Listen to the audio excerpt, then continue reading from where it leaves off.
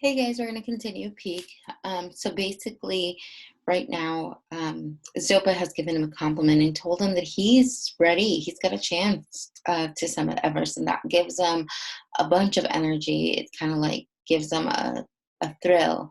Like think about it like when someone says something positive to you after, like working hard, getting sick. Sometimes you need that boost. And I think that was exactly what Zopa gave him. He gave him a boost with his compliment, with his words. So now he feels like he can do anything. Um, we see more of Captain Shek, and so poor Sanjo has to hide. You know, to get to the summit, he has to hide. Otherwise, he's going to be arrested, and he's going to suffer the consequences from that. So think about it as a 14-year-old boy. Not only is he doing what Peak is doing, but now he's doing it, and he's in danger of getting arrested. And being criminalized because of that. Because he's not a quote unquote free Tibetan, as Zopa put it, because he doesn't have the appropriate paperwork to be there. And it's a dangerous situation. But he's still doing it. It's going to be worth it in the end. Zopa tries to explain it to Peak, and he tries to be real with him and saying, like, hey, we're doing this so that he doesn't have to quit going to school. We're doing this because he needs a chance to be able to do more with his future than just be a Sherpa. Just like our parents and family members, they want better than Zopa wants better than what he himself and his son have been through. So, all right, let's go ahead and continue. And I will explain some terms along the way.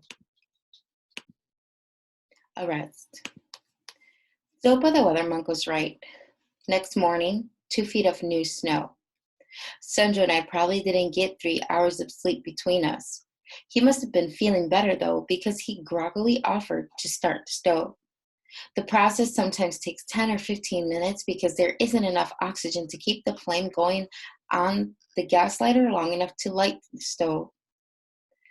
I crawled out with our pan to collect some snow to melt and saw Zopa, the Sherpa brothers, and the film crew were already up. And it was obvious from the steam coming off their pan of water that they had been up for quite a while. Zopa was talking on the radio.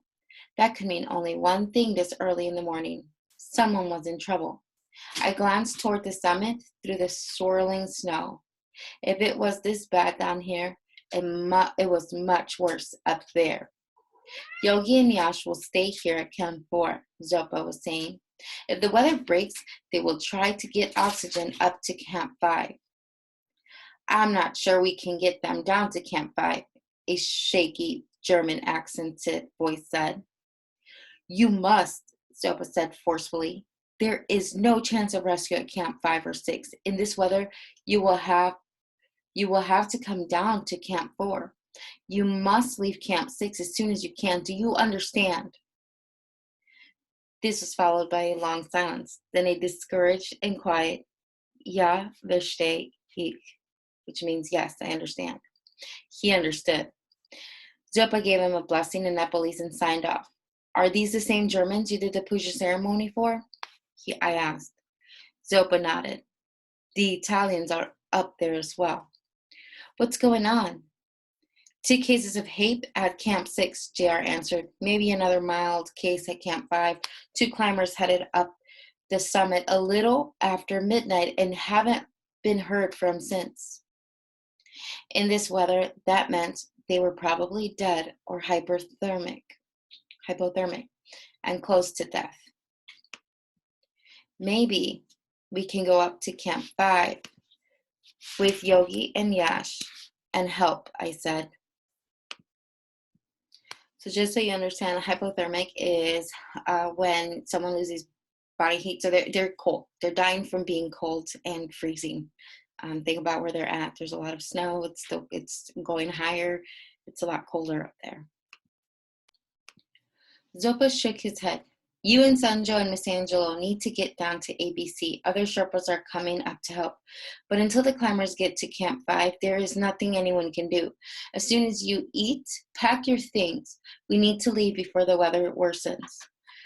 Because of the snow and ice, getting down the pole was worse than going up, and it wasn't made any easier by thinking about the climbers dying farther up the mountain. We passed the Sherpas coming up to help. They were loaded with oxygen bottles and Gamoff bags. Their plan was to get to Camp 4 that afternoon. If the weather didn't hold them back, they would head up the mountain the following morning to help Yogi and Yash get whoever had made it to Camp 5 down to Camp 4.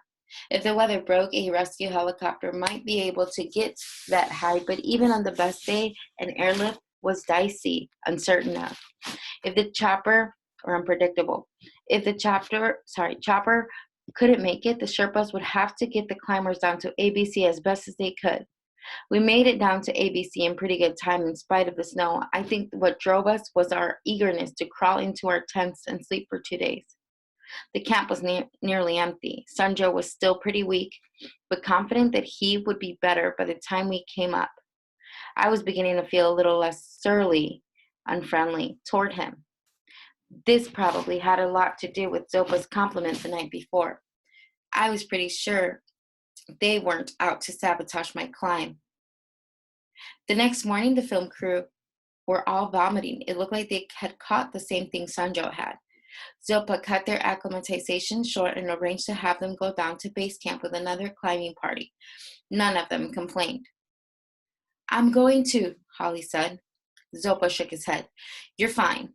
To complete the acclimatization, you need to stay here at least 2 days. She gave him a smile. It's over for me, she said. I have no desire to go higher than Camp 4. You could make it to the summit, Zopa insisted. She shook her head and grinned. Too slow. It's not in me this year. I appreciate all you've done. She shook his hand, then turned to me. What about that interview after you get to the summit? I may not make it to the summit, I hedged. I think you will. She looked at Sanjo. How about you? Will you give me an exclusive interview after you come down? Yes. I thought he was being overly optimistic, but I didn't say anything. It's a deal, and your grandfather is our witness, Holly said. It means you can't talk to any other print journalist until after you talk to me. Call you in New York? Yes. She wrote down several numbers. Don't lose them. Before she left, she gave me a hug. I didn't mind this time. In fact, I was going to miss her, which surprised me. If you ever get back to New York, Peak, you better call. I will. As they headed down, JR stopped and shouted back to me to remember to use the camera. Just before dark, 5 climbers, 2 Germans, 3 Italians, and their Sherpas stumbled into ABC looking like they had been buried alive. Most of them had frostbite somewhere on their bodies, fingers, toes, ears, noses. One of them had snow blindness and had been led into camp by a rope tied around his waist. There was no doctor in camp, so Sopa and Gulu, who stayed behind with his yak so he could sneak Sanjo back into base camp, did their best treating their injuries. When they finished, it was clear that 3 of the climbers were not going to make it to base camp on their own. The other 2 German climbers who had HAPE were not going to make it down at all. They had died at Camp 6 2 hours after Zopa talked to the distraught German climber the previous day. 4 dead, assuming the 2 climbers headed to the summit didn't make it, which was a pretty good assumption at that point. It's hard to think straight at that altitude, but I had enough feeling in my oxygen-starved brain to feel a little shame over the way I had been thinking about Sanjo. Climbing Everest is not a competition. It's life and death. The surviving climbers at Camp 6 headed down to Camp 5. Yogi and Yash were helping them haul the climber with mild HAPE to Camp 4. Those who could would have to make their way to ABC the next day. Zopa radioed Josh and told him what was going on. We have a chopper here with a Chinese pilot willing to take a risk, Josh said, but the weather is going to have to get a lot better up there before he can give it a shot. Do you think it might clear before dark? Zopa did not have to look. Visibility was down to about 20 feet. Negative, he answered. Then we'll have to wait until tomorrow. Any idea when the climbers from Camp 4 will make it down to ABC? No, but we will go up to meet them early afternoon, I hope. The chopper's small, Josh said. It will only hold 4 people aside from the pilot and Captain Sheck. You'll have to choose who gets a ride and who goes down on their own 2 feet. Captain Sheck is coming up? That's what I hear. He's still looking for that kid. Why? The boy left. He's certainly not up here.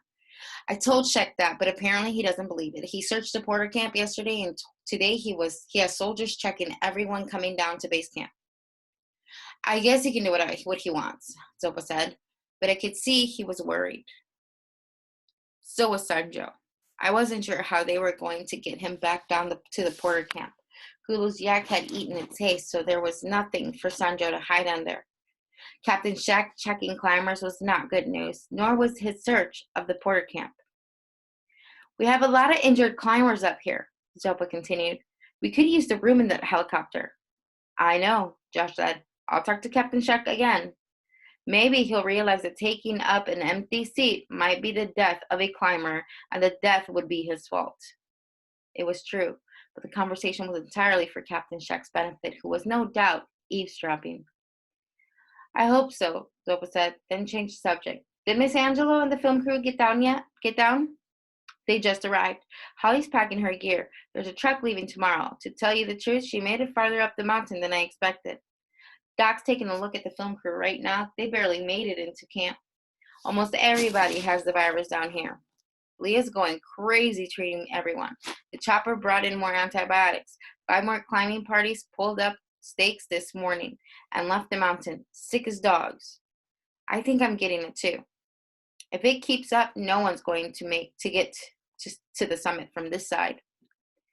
I hope that what had gotten over was the same virus that everyone else was getting now, and that I wouldn't get it again.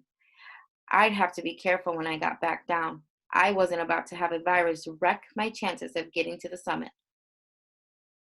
Early the next morning, Zopa sent everyone down to base camp except for the climber with snow blindness and the man with frostbitten feet. Sanjo and Gulu went with them. Sanjo couldn't very well stay at ABC with Captain Sheck coming up. I didn't ask how they were going to get him to the Porter camp, but I guess they would keep him at one of the camps between ABC and base camp until Captain Sheck gave up. Zopa asked if I wanted to go too, but I did, but I told him I'd stay and help him with the climbers coming down from Camp 4. The weather had broken during the night. It was still cold, but the clouds had thinned and the wind had died down some. The climber with mild hape had gotten worse during the night, and they put him in a bag. This meant they would not be able to bring him down. The treacherous ice wall. The chopper would have to rescue him at Camp 4. Our job was to help Yogi and Yash get the remaining climbers and Sherpas down to ABC as quickly as possible. If some of them needed to be flown to base camp, they had to be ready to go when the chopper landed at ABC. There would only be one flight. We traveled light and got to the base of the col just as Yogi was coming down. He said that Yash was staying with the injured climbers at Camp 4. How many? Zopa asked. 3, 2 with bad frostbite and the one with hape. He looked up. Some of those coming down could also use a ride to base camp. There were 6 climbers altogether, exhausted but happy to get off the wall. Zopa offered them hits of oxygen, which most of them gratefully took. No point in acclimatization now. After they got to base camp, they would be going home. A half hour outside ABC, the chopper flew over us on its way up to Camp 4. Zopa hurried everyone along, thinking the pilot would not stay long after he landed at ABC. It turned out the stay was longer than expected. The chopper landed 10 minutes after we arrived. Zopa picked 2 of the most debilitated, weak climbers for the ride down and one back up in case Captain Sheck had listened to reason and stayed at base camp. He hadn't. He stepped through the mini blizzard caused by the rotors wearing a full uniform, including a pistol. The pilot followed behind him and looked as unhappy as all of us did. Helicopters aren't designed to fly at that altitude. If the weather got worse, it wouldn't be able to fly. Captain Shek didn't appear to be in any hurry at all. He casually walked over to the mess tent and looked inside, then smelled a pot of stew simmering on the gas stove like he was some kind of gourmet. "I will see everybody papers," he said. He had to be kidding.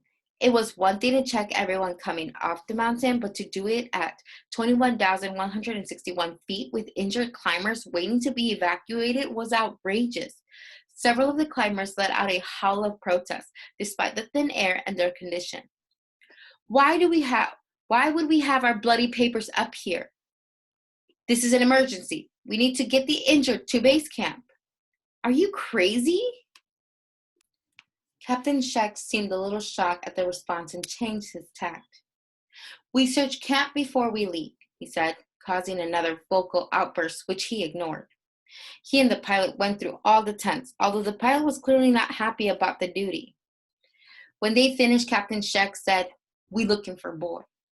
Everyone looked at me. "Not that boy, Nepal boy, same age." "He went back home over a week ago," Zopa said. Captain Shek shook his head. "I don't think," he pointed at the chopper. "You come with me." "We have injured climbers," Zopa said mildly. "I'll check in with you when I get to base camp tomorrow." "No," Shek said. "You come with me now. I arrest you." One of the German climbers took a step toward the captain. He was the team leader who had talked to us from Camp 6. His name was Dietrich. His face was bright red, and it wasn't from the cold. He began shouting in German, which I didn't understand. I don't think Captain Shek understood either, but he put his hands on his pistol. Zopa stepped in front of Dietrich and said something to him in German, then turned to the pilot and asked something in Chinese. The pilot thought about it for a moment, then answered. "He thinks he can take 4 climbers," Zopa said. There were 2 additional climbers who could have used a ride, but Dietrich relaxed a little more and gave a terse nod. "What about you?" I asked. Zopa shrugged. "It's just a misunderstanding." He and I knew it was more than that. The question was, how much did Captain Shek know? "I'll radio Josh and tell him what's going on." "Be careful going down," Zopa said. "You'll have to leave early and go slow. Ask Josh to send some Sherpas up to meet you in case I'm detained longer than expected." 10 minutes later, they took off. I radioed Josh and told him about Zopa's arrest. "Shek's a maniac," he shouted. "The Sherpas and porters down here are going to go nuts when they find out."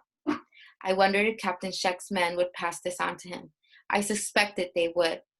I also suspected that's exactly why Josh said it. All right, so this is pretty scandalous. Zopa is arrested. He's the last person you would expect to be arrested because he is very loved by a lot of people, and people think that he's kind of like this, this person that everyone can go to for advice. So it's kind of messed up that he's locked up, and poor Sanjo has to hide. Captain Shek is all up trying to find him. He has an agenda to find Sanjo. And so it's quite interesting. And, that this is what's going on. At the same time, they're dealing with all this death around and all these injured people. This is a dangerous task to do. Climbing Everest is not a joke. You have to prepare. You have to be trained, which is why I think potentially Holly ended up leaving. She chooses to just end up living and not putting herself through that danger. I mean, hearing that people are getting frostbitten, hearing that people are getting, sick, that's a lot to handle. All right, with that in mind, go ahead and continue your assignment. Actually, one more thing. Look at now. Now he has to walk off without Zopa. He doesn't have Josh, and he doesn't have Zopa. Seems like Josh is getting sick too. So we'll see what happens, right? Because still going to summit Everest is not an easy task. All right, go ahead and work.